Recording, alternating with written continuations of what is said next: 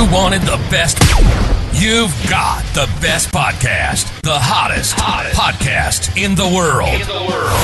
The Chris Voss Show, the preeminent podcast with guests so smart you may experience serious brain bleed. The CEOs, authors, thought leaders, visionaries, and motivators. Get ready. Strap yourself in. Keep your hands, arms, and legs inside the vehicle at all times, because you're about to go on a monster education roller coaster with your brain. Now, here's your host, Chris Voss. Hi, folks. It's Voss here from thechrisvossshow.com.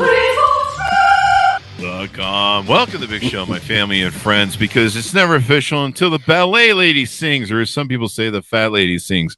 Am I allowed to say that anymore? I don't know, but I'm fat, so I think I can throw shit that way.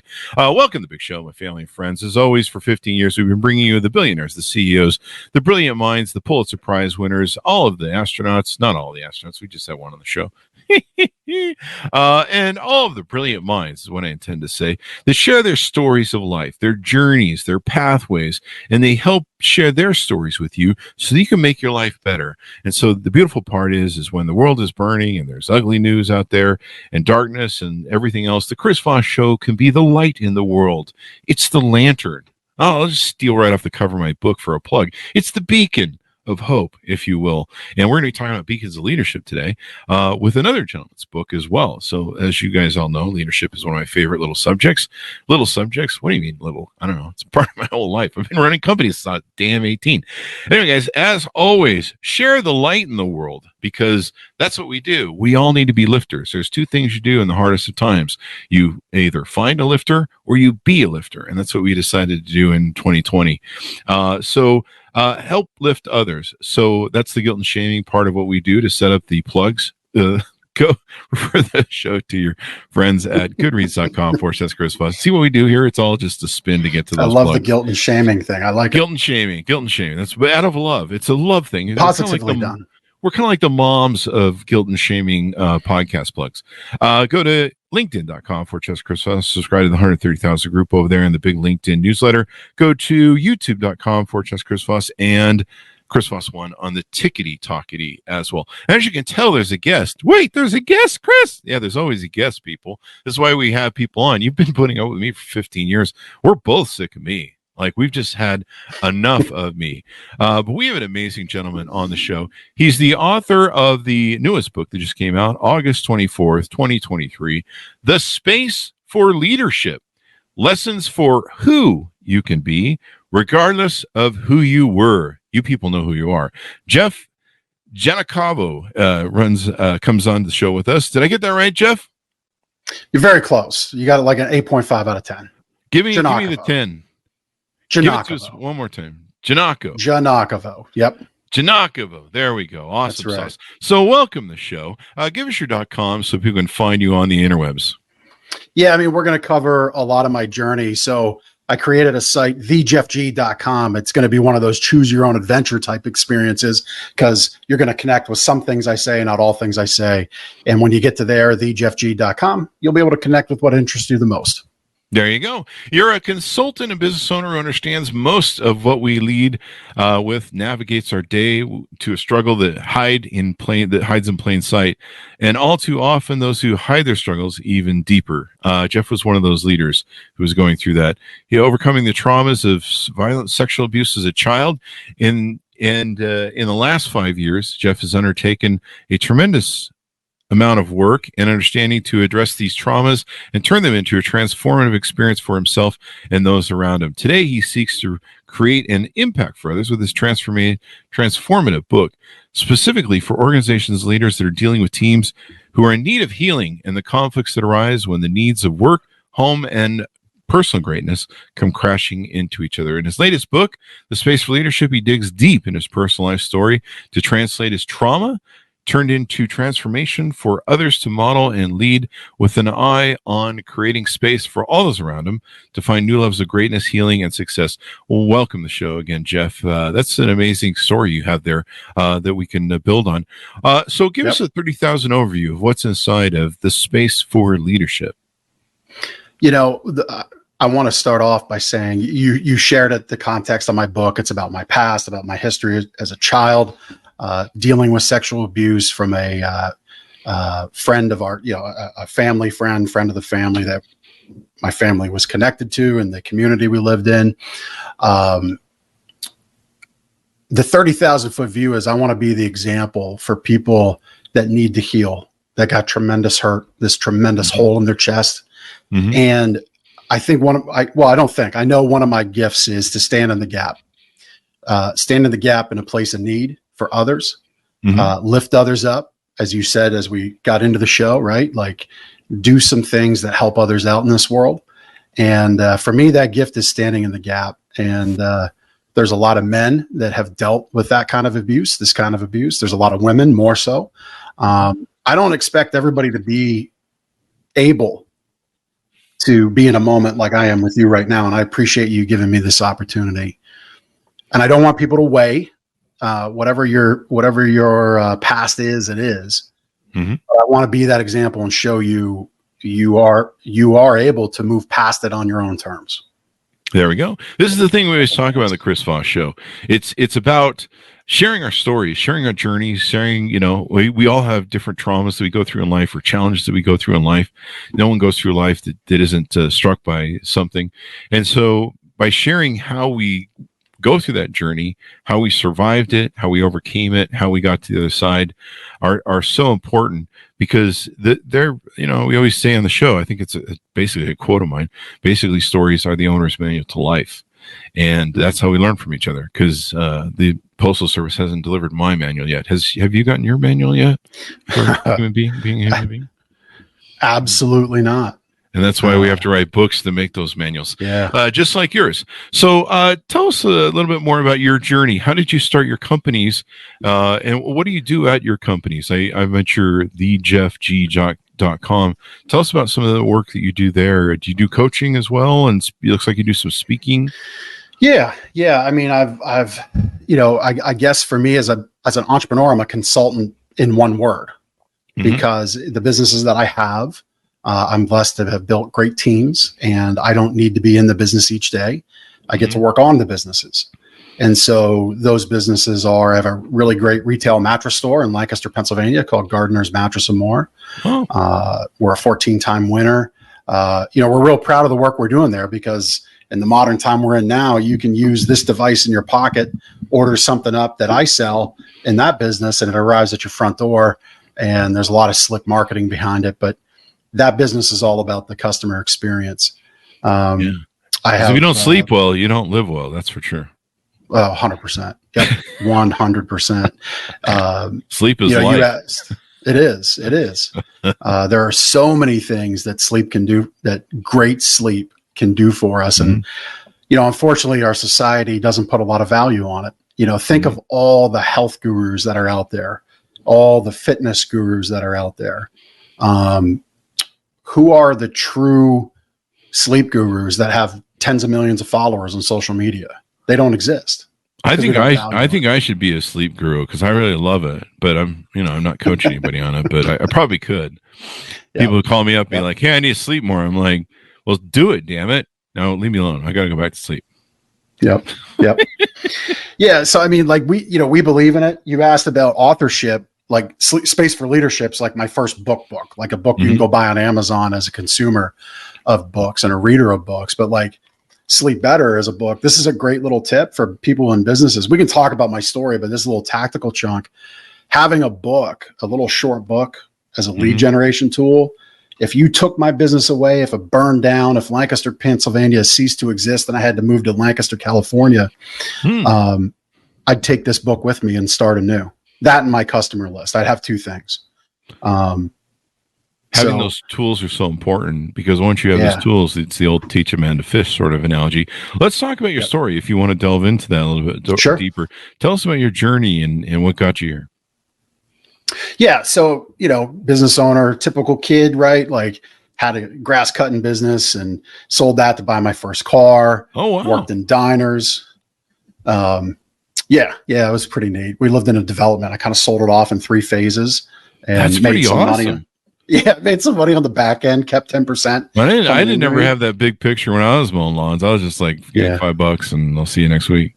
Yeah. Well, then, So and then go. the parents messed it. It was short lived. The parents messed it up because, like, why are you paying this guy this money? You're the one doing the work. Well, I'm just smarter. Yeah, that's what I should have done. Yeah. Right. Yeah, you're like, delegate this crap. Yeah. So I knew delegation worked early on. And, then I got into working at restaurants because I actually enjoyed that. Almost went to Career Center for cooking, but ended up doing cars. Got in construction, blew my body out, realized I could sell things, got into the corporate world selling things, got chewed up there, but realized I could sell things. And then I got into the home furnishings industry, representing factories all across the nation. There's not many mattress factories out there that I don't know, people that I don't know. And I built a 22-year career in that industry. And proud of the work that I've done there. And in 2012, I just wanted to get off the road. I missed all of my oldest boys' firsts. Yeah. Being out of alignment. And 2012, bought one of my customers to be at home. And we've turned Gardner's, what was Gardner's bedrooms, water beds, and more, into Gardner's Mattress and More, 14-time favorite choice mattress store in the area. Couple thousand handwritten reviews, hundreds and hundreds of online reviews. And I love the business. I love the work we do there because it's all about 5-star experience. That is awesome. Do you still sell waterbeds? No. Damn. No.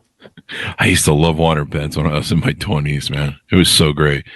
But I was known to pop a few, I think, or at least one. One time I did that once. One time I was filling the mattress for a new move that we made, and I forgot that I was filling the mattress because I was a dumb young kid. And then I drove to like at least 10 miles away to our old place to pick up some more stuff. I was there, and it occurred to me that I had left the mattress running, and we were on the 3rd floor. And I was like, oh my God, we're never getting our deposit back.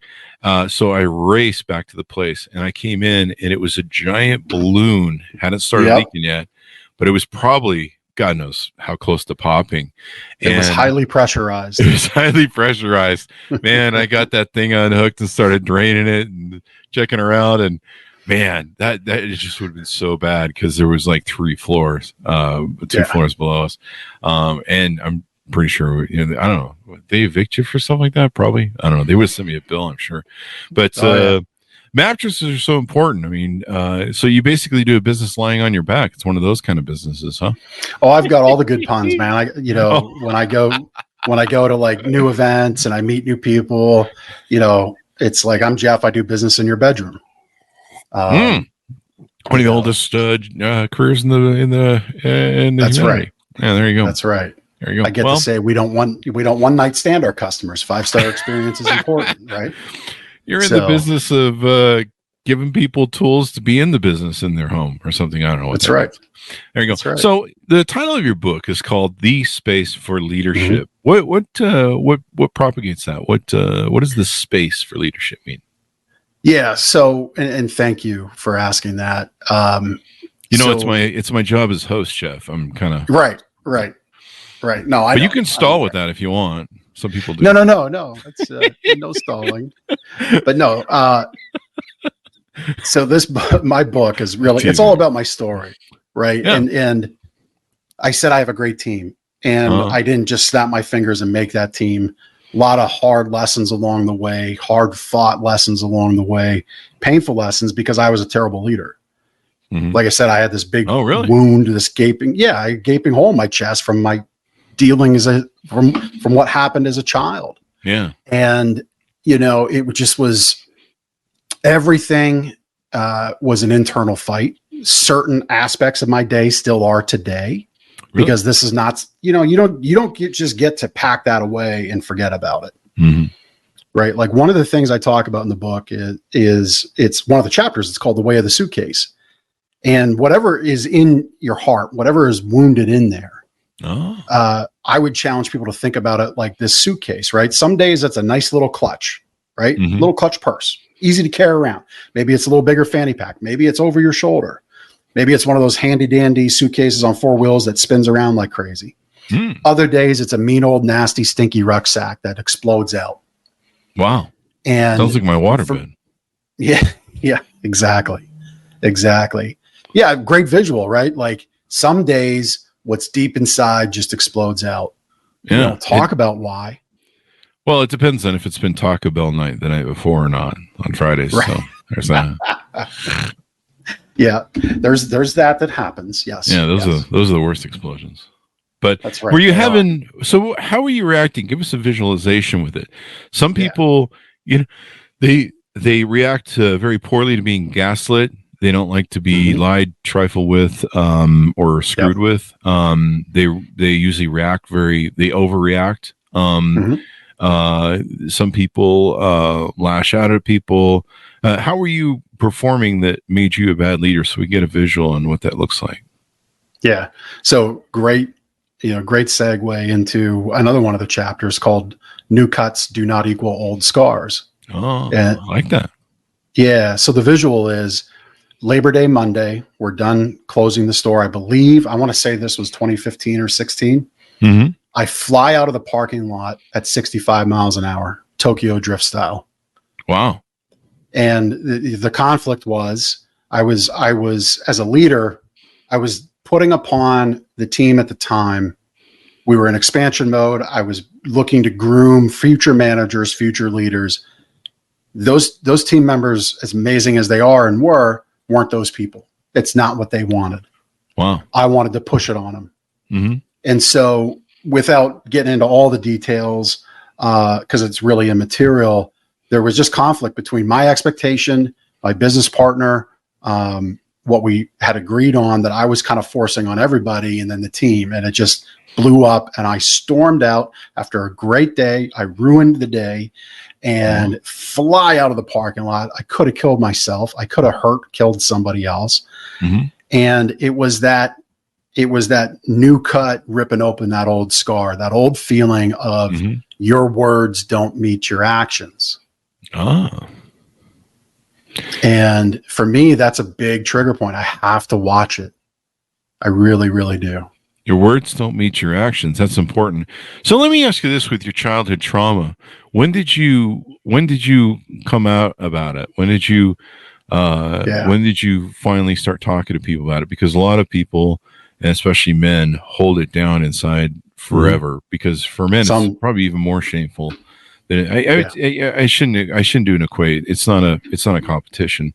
I think for men it's very shameful, and I shouldn't do an equation between the two. It's very shameful for both sexes, but I think men logically try and pack it away. I think is what I'm trying to say.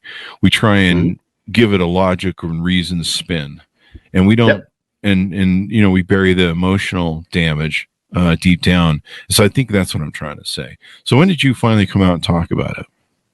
Yeah, it was my late teens. And this was more on top of more. I went to close family and basically was rebuffed, saying, well, that can't happen because what you described can't happen at that young of an age.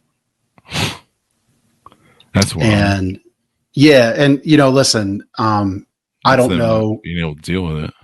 Yeah, I think the thing as leaders we got to understand is, just like you said, stories. How'd you say that? Stories are life's manual. Stories are the owner's manual life. There we go. There you go. Same thing. We don't get a toolkit either, right? You don't get the manual and you don't get the toolkit. You got to build it as you go. And dealing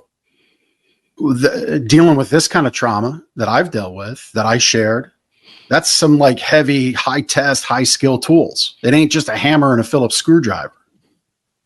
And so at the time, very hurtful. At the time, very damaging. At the time, reframed negatively more stuff. So did you talk to your family about it at that time when it happened, or did you hold it in? Oh, I held it in. Yeah, okay. I held it in. So no one knew until when? No. Like 17. Okay. So 17, and it happened to you at what time? 7 to 12, ages 7 to 12. Okay. Yeah. Right. And, I was born in Canada. I moved to the States when I was 11 or 10 turning 11. And this person decided to make 2 family vacations and visit. And the abuse continued from 500 miles away. Not even 500 miles could separate it. Yeah. And one of the problems with, parents and people that oversee that are, their job is kind of supposed to be to protect you. So they have a hard time squaring this in their head. And it's a signal that they failed. And so they're having a hard time and probably denial as well, which doesn't help, the victim's case because, you're like, hey, this really happened to me. And they're just like, no, it didn't. And you're just like, I'm pretty sure. Yeah, I was very much there. Yeah. I was very much there. Oh. I just realized this about a month ago. I've never, as an adult, enjoyed birthdays. Really? Yeah, because there was even abuse at a birthday. At the restaurant, hand under the table, stuff. And so I only realized that about a month ago. Like, oh yeah, that happened. And as I've worked through all of this stuff, there's more details fill in the spaces, right? I continue to do the work on this. I am not here standing as somebody fully restored, fully embodied, fully healed. I'm standing as somebody that can be that example. Mm-hmm. That's who I am. At least, at least you've been able to open up about it. I remember watching Leaving Neverland. I think it was with the two young boys who came out as molested by Michael Jackson. And they did a show after with Oprah. And Oprah kind of had this live audience that was there. And there was an NFL player who stood up in the audience, and he'd been molested by the neighborhood cop. And, back in those days, this was, he was a very old gentleman. So he was back in, this is back in the days where, they had those old beat cops. And it was a figure that you're supposed to trust, of course. And so that made it even more complicated. But for decades, he held it in, and he indulged in probably all sorts of different ways to medicate it without going and seeing a therapist. And he finally wrote a book, and he came out about it and said, this happened to me. And I think men think it takes away from their manliness. It takes away from the masculinity. I think that's one thing that complicates us. Sure. And in our version of it. And so he made a comment that was really interesting. He says, the poison inside you, you have to get it out. You have to talk about it. You have to open up to it. It's like a poison from like a wound or like a snake bite where you have to bleed it out. You have to get out of your system. And until you do, it will just fester inside of you, and it just toxifies everything. And it's basically poison. And so just sometimes admitting that, there was something happened, and talking about it and opening up about it and sharing it is half the battle. I remember a friend opened up to me one time, it kind of caught us all by surprise. We were having a little party, and he brought up he'd been molested as a child. We first thought he was kidding because we're all drunk and having a good time and a party we usually held at events. And, but he wasn't. And, then it finally occurred to us that he was serious, but it was the hardest thing for him to come out and talk about it and admit to it. And then of course that took him on his healing journey. So, in your book, you've kind of tried to tell that story, I guess, and how you've tried to reconcile that. Is that a good framing? Yeah, 100%. I think, for me, that calling to stand in the gap exists through leadership. It exists through realizing as a leader, the people around me, I have a tremendous ability to impact their life in a positive way. Mm-hmm. I've seen what it's like in a negative way. I'm not that man anymore. Mm-hmm. I'm not perfect, but every day is intentional to be a better person and create that space for people. So another analogy that I use is, a lot of leaders feel carrying a sword is a good thing, being on offense, right? Well, a sword cuts people down. Yeah. I challenge people, pick up that figurative shield. If you think about like any epic medieval hero movie, right? Almost always the pivotal point is the shield above the head or here, sword clangs in, space is created, it turns, the village is saved, he gets the gold, he gets the girl, whatever, right? The space is created. Gets the revenue. To succeed. Yeah. Gets the revenue in RI. And so for me, it's like, drop that sword, or at least put it by your side. Take this shield, put it above your head, get space around you, and bring people in. Mm-hmm. Be that leader. Yeah. Invite people in to that space. And, we get a lot from our folks. Mm-hmm. We get a third of their day during our work week together. Mm-hmm. We've become a society that is so attached to our phones that work now gets taken home with us, which I don't think is right. It's not, again, look back to that story of 65 miles an hour on Labor Day. Those people were great people, but they weren't leader people. They wanted to be in their spot.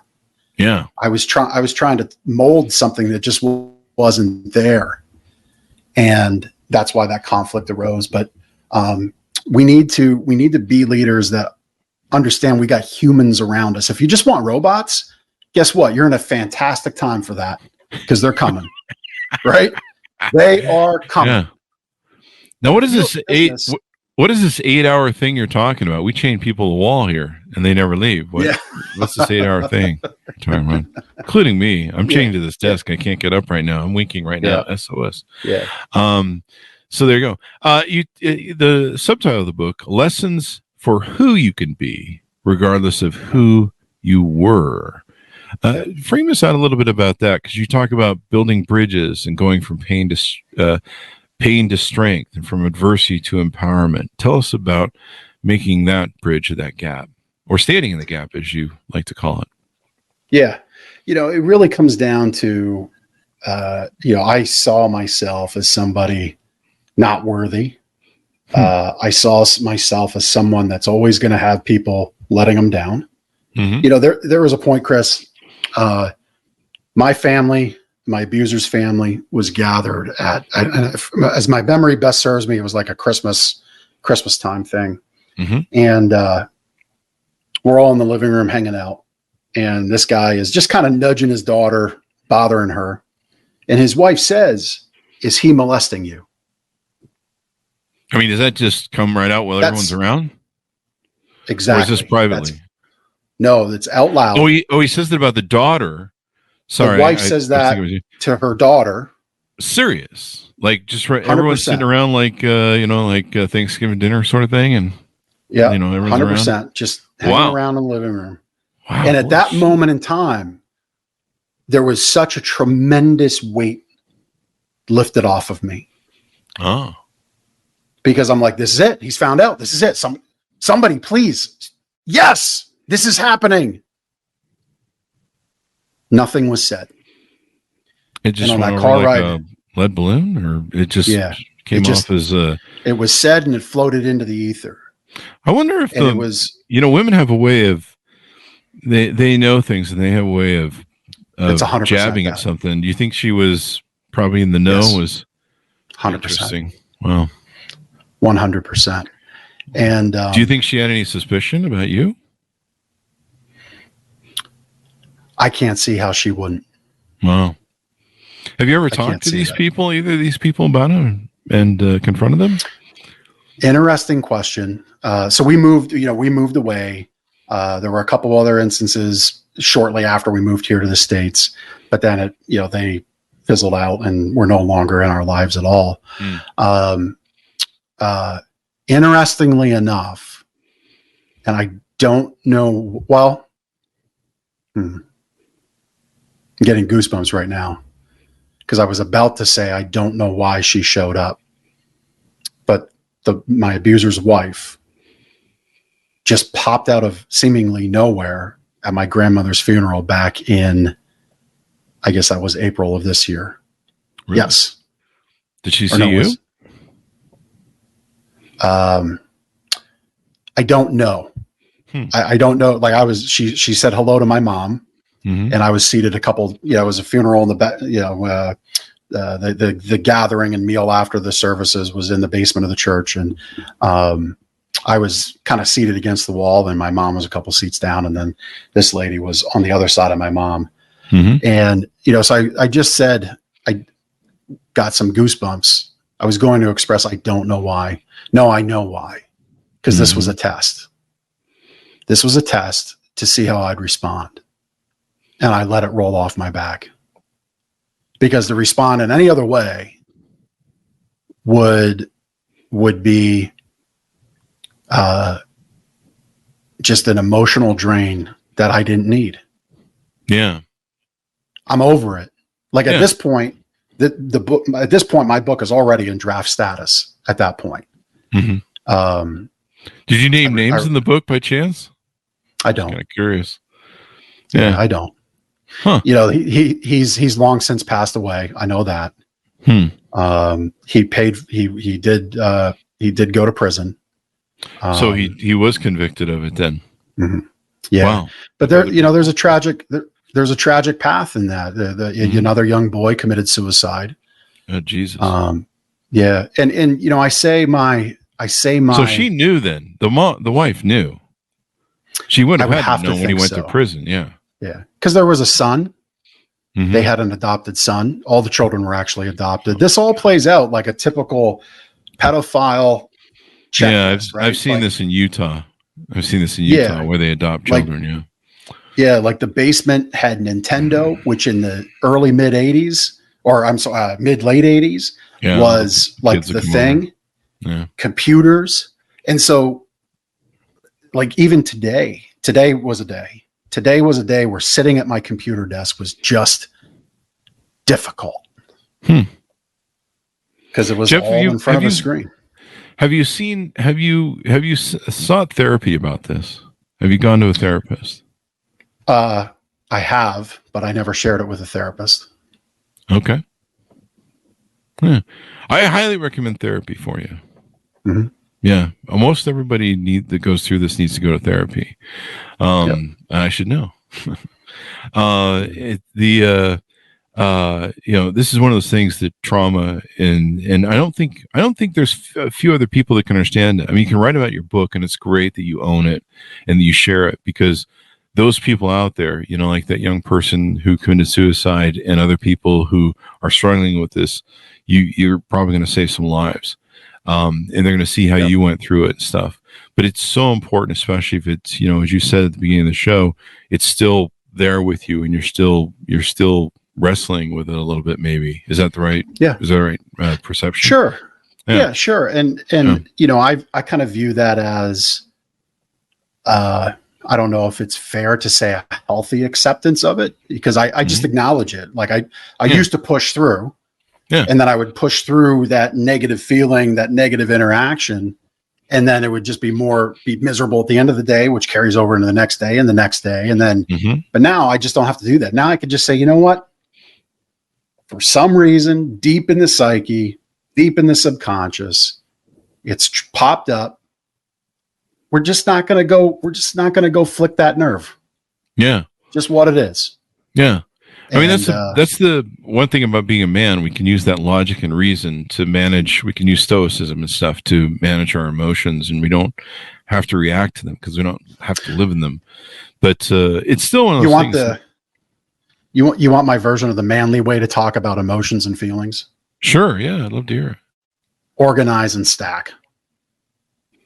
Give me an expansion. That's what you got to do. Well, organize, I mean, so rather than prioritize sort of think thing, about think about your feelings. Yeah. Think about your feelings, organize them out, put them in a box, stack it away. It's kind of like I said, the suitcase analogy, right? Yeah.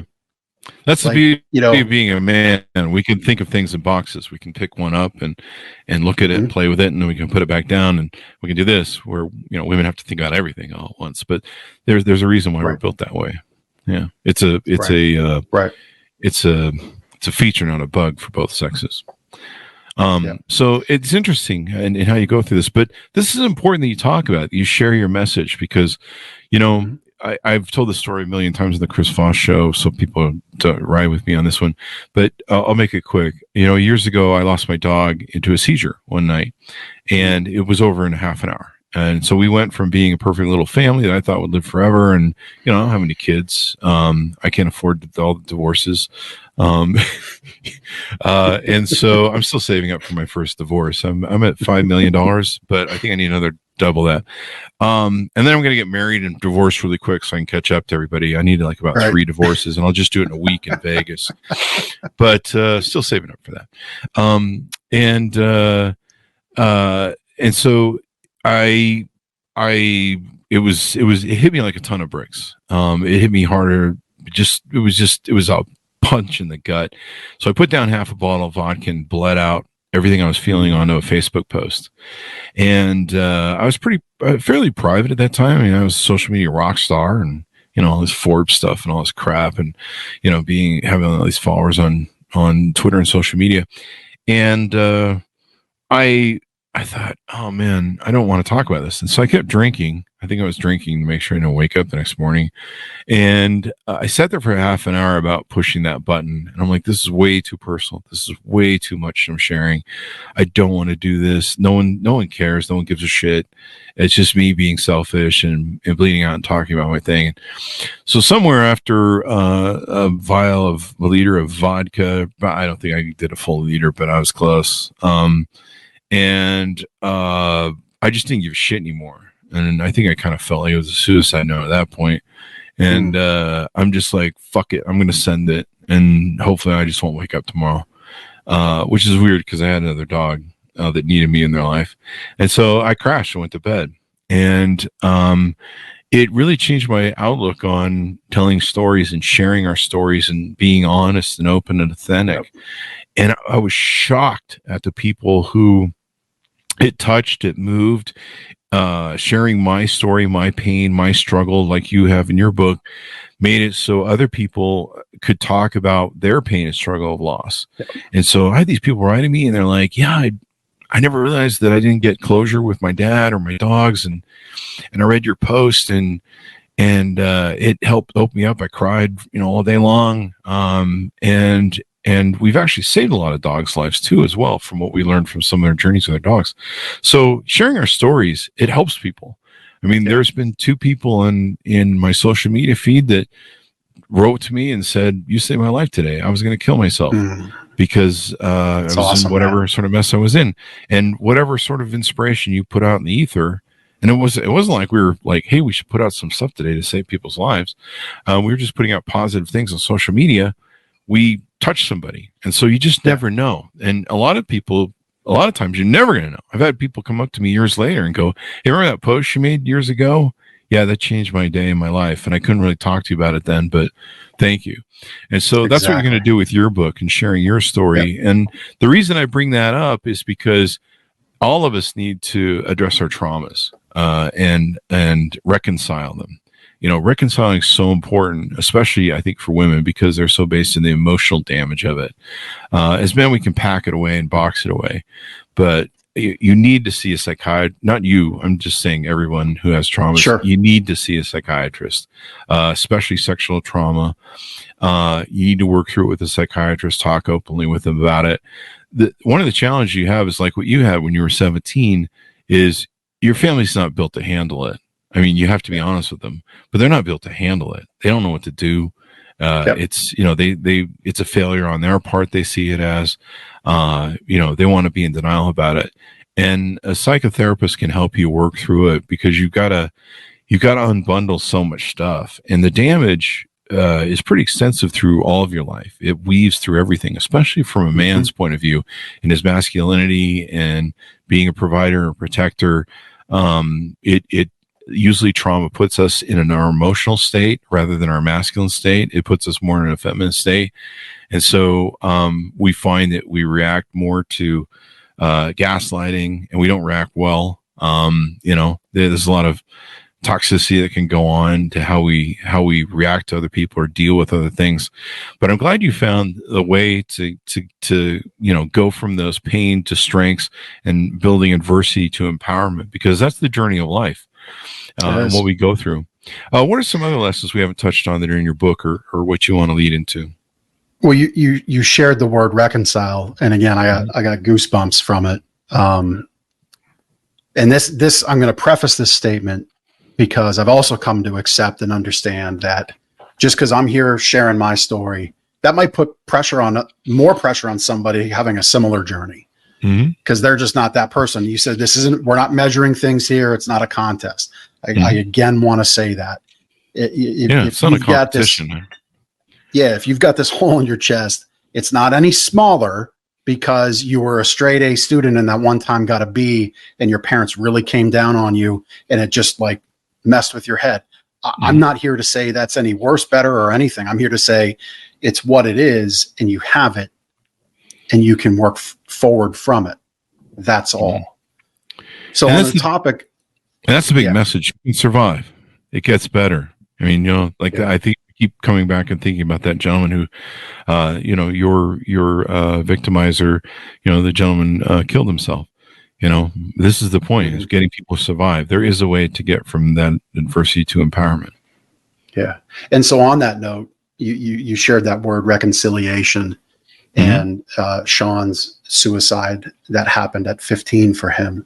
Wow. And so for me, and this is where I was saying this may be hard for people to hear, and it's hard to understand, but I'm not a church goer, but I have a lot of faith.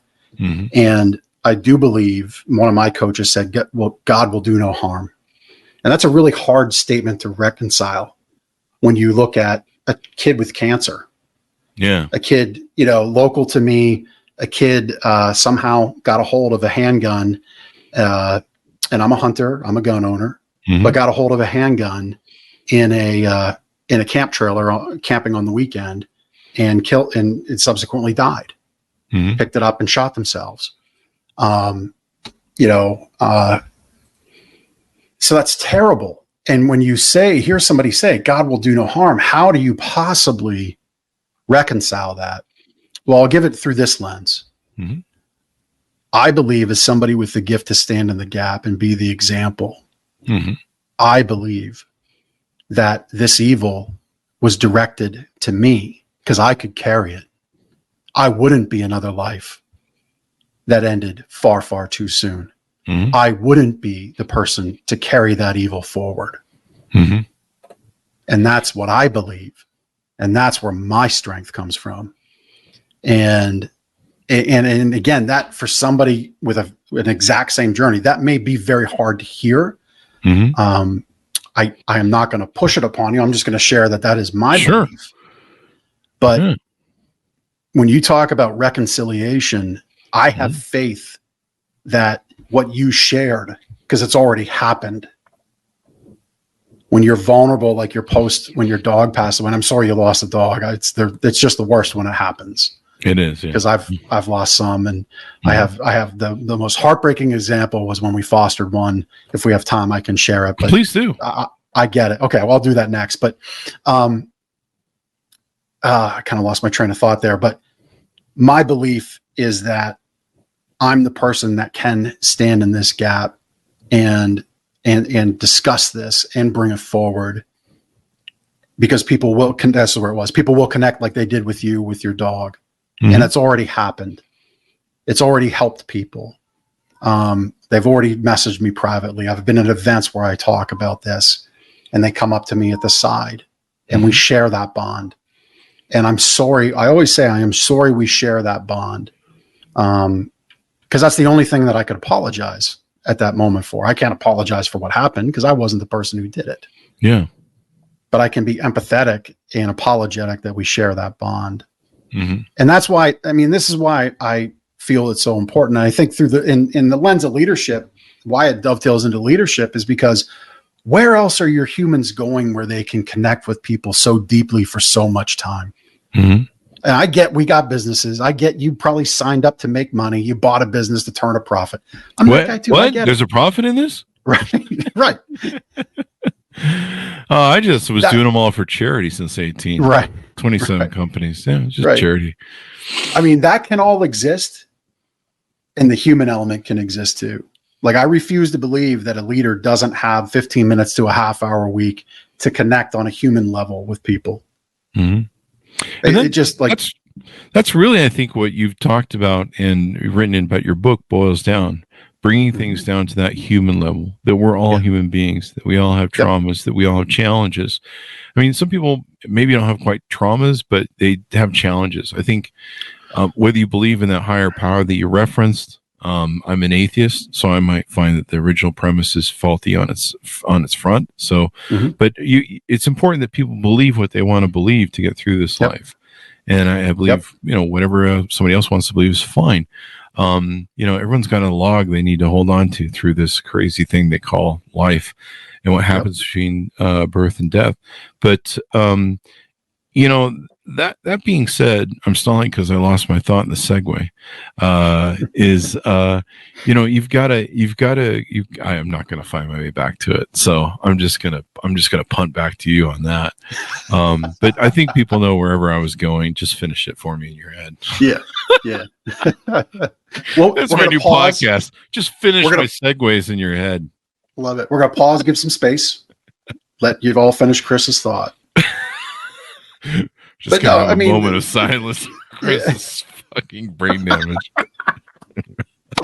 But I think we were talking about that human connection, and I said it earlier in the show. Like, you're in a great point. We're at a great point in time. If what you want is your humans to be robots, you're going to get them. There's already businesses that have laid off humans for robots. Yeah, I think I remember where I was at. Here we go. And so that's one of the points of being in leadership and servant leadership is recognizing that we're all human and how can we connect on a human level to achieve our goals. This is what we look for in teams. This is what we look for in building organizations and employees and everything else is building the teams that can take on the challenges of the world, the little armies, if you will. I always like to think of ourselves as a tribe where we go kill the woolly mammoth in the caveman style. But the human aspect of it and being able to inspire and motivate people and touch people at their deepest levels of humanity to where they get fired up and they go, let's go do it. Let's go kick ass. Let's go take on the world. Let's go achieve something and build something. And so I think that human level and being able to get down to that nitty gritty is everything. There you go. Yeah. No, 100%. We'll just cut out the middle part where I get lost on the edit. No, you want. It's kind of a fun little journey, actually. I liked it. That's right. It was. Yeah. Some things you gotta marinate in people, and you gotta go through the journey with me on. That's right. You get deep inside the mind. Yeah, we're just wandering. It's part. Remember, it's not the destination; it's the journey. That's right. It is, and I think like some of my proudest moments as a business owner are helping people that are no longer with us get higher in life than they could with us. Mm-hmm. They needed to grow further than our walls would allow. And so we helped them grow to that point, and then they moved along. One of the people involved in that 65 mile an hour leaving the store pissed off story, Pete Ruggieri, great individual, passed away. When did Pete pass away? Man, this year has flown by. It was earlier this year. And complications related to cancer. And, we allowed Pete was like just the ultimate make you laugh and take your money salesman. Like, he was so quick-witted. He did some stand-up comedy. So that if you love like some darker humor, some fun humor that pushes the boundaries, here's a great story. So Pete had a Facebook page called People of Lancaster. I think it's still up. He created this story about Thomas the Train. Like the kids' storybook, TV show, Thomas the Train character. Because we have Strasburg Railroad, historic railroad in our county. Well, they bring Thomas the Train out. They put like a cover over a big locomotive, and it's Thomas the Train, and all the kids go crazy. I took my sons there. They loved it. Well, he made and it was a satire site. He makes a post that Thomas the Train is canceled because Thomas had to enter rehab. Well, we all know Thomas had a drinking problem. I mean, it's been obvious for some time. This thing caught fire. Oh, really? Oh, it went viral. The Thomas the Train people sent a cease and desist letter to him. Oh my gosh! Wow. Right. Like it's so dirty. So this was Pete. I share that because Pete had just this incredible, organic, like, where did you possibly think of that humor? But he was extremely charitable, and it's cool again with that. You would be so into dogs because Pete was into dogs. Dobermans were his thing, especially rescues. And he created the Santa Stumble. Santa Stumble was a bar crawl, Christmas time. Santa suits, get dollar store gifts, pass them out to strangers on the street. Like, there's nothing like an Amish country, Lancaster County, PA, being drunk, wearing a Santa hat, handing out a pregnancy test to somebody you don't even know, right? Like, that was what he inspired. This is Fridays around my house.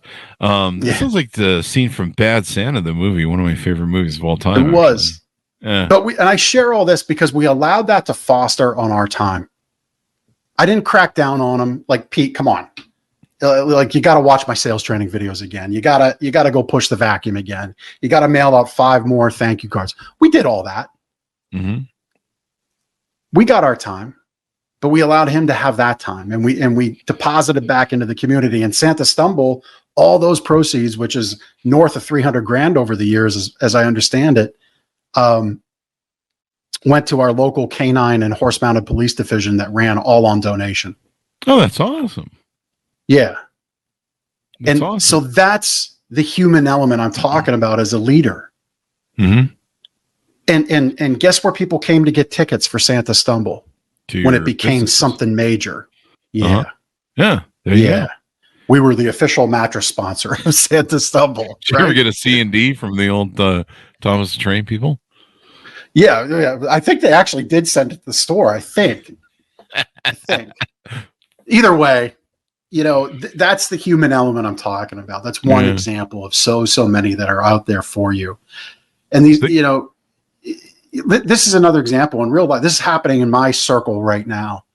And I'll share it that way and then give a parallel example because I want to protect the stories of people that I know and care for.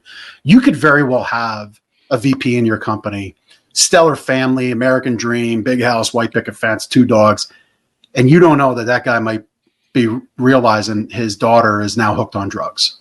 Wow. Like, that can very well happen. Mm-hmm. And how do you extract that? What environment do you create? What space do you create where does that person go who's leading 30 people on your team? Mm-hmm. Where do they go? They can't go to anybody under them, at least not at first. They can't go to their peers. They got to go to you, the owner, the leader. That's the space you got to create. That's what I'm talking about. There you go. And standing in the gap like you talked about for them. Yeah, exactly. Right. And you got to give people that leverage. So, well, I you want to hear? Go ahead. You want to hear that story about Xena, my foster dog? Yes, we put on the platform, so we should exercise it. Yeah. So I believe also, whoever might be listening, giving back's important. Actually, before I jumped on this show, somebody who I respect I'm a big into football. My son's in high school football. I think we're going to make a successful college career out of it, if not further. We're going to get one milestone at a time, though. But anyway, one of my fellow friends in the coaching community has a kid in the city, in Reading City. Dad's not in the picture. It's mom, 2 sisters. This kid works full-time in high school, plays football, and provides for his family. He's the only income. Mm-hmm. I took pillows for his whole family because I know that most everybody cheaps out on that, especially when they have to. Like, time, talent, treasure. If you don't have the dollars to donate, put some time into your community. I like that. If you don't necessarily have the time, if it's hard to get away because you're a single parent with your own children, but you're a graphic designer, maybe you can carve out an hour at night instead of watching Housewives of whatever city they're in today. You can give an hour back to a dog charity and design a logo for an upcoming event. There you go. I'm such a believer in I want to see Housewives of Salem. That might be interesting. It's all like witches from the 1800s or something. That's live next week at midnight on Tuesday the 30th. October 30th. Actually. Yeah, that's right. So anyway, Xena the dog. So we have ebbed and flowed with dogs and fostering. At times it's treasure. At times it's time. And so the foster is time. We give our time to these foster dogs. Mm-hmm. Xena was a pit bull, horrible allergy skin conditions. Couldn't really be around other dogs. Got her used to R2. It took 9 months of work with this dog. We finally get her to a home. Meet and greet goes well. I have a packet that I give to new adoptees about how to bring a dog in. Mm-hmm. And they break all the rules. I mean, I'm getting text photos within 2 hours of Xena beside the little boy with food in his hand. And like you said, she didn't like to play fetch. She's out in the backyard with our dog playing fetch. I'm like, stop. She'll fool you. And then she'll break you. And the next morning, big dog fight. The toddler got bit. Oh, no. That's the death sentence for a dog. Yeah. He didn't go after the kid. The kid was just in the zone. And no rescue is gonna then adopt. So she comes back to us. We pour in another couple weeks trying to make it right, but something triggered, and we knew the only way that she would have stayed would have been with us, but something triggered and it became a real problem in our home, and so unfortunately we had to euthanize her. And that one to this day still it just breaks my heart because it didn't have to be. Yeah. And I guess the lesson there is, don't go be a maven and think you know better. Like when somebody's giving you advice and they're vested in your happiness, because I was vested in that family having another dog. Like, listen to them, take it. Right. Yeah, definitely. So, this has been a wonderful journey we've gone on. I'm glad you've shared a lot of this because hopefully there are people in the audience that have listened to kind of the journey we've gone on and talked about your journey that will maybe help them, reconcile where they're at or help them cross the bridge where they can start talking about it. The most important thing is to share that poison, people, and at least talk about it, at least to a therapist. Because if you keep it inside, it's just like a poison. It will just eat you. It will affect you in every sort of way. And poison will kill you. In the end, it will destroy you. Whether, it's a death by 1,000 cuts if it doesn't outright destroy you. So it'll affect your relationships. It'll affect everything you do. It'll affect your leadership, your business skills, all that good stuff. So I'm glad you're sharing that with the world and coming out and talking about it. Tell us where people can pick up the book, and then, of course, reach out to you on your website, some of the things you do on your website for people, and give us that final pitch out as we go out. Yeah. So if you want to get the book, it is on Amazon. You certainly can grab it there, The Space for Leadership. If you want to get it direct, kind of learn a little bit more about the book before you go buy it, thejeffg.com/book. I do have a button on there if you want an autograph copy. If you felt connected, I'm happy to autograph it, send a little personalized message to you. If we can connect that way, I'd love to. So all that's on thejeffg.com/book. And that same site has everything I do. We didn't get into the other businesses. We didn't get into some of the other work I do, but there's some blurbs there. Check it out. And if you connect with it, reach out. There you go.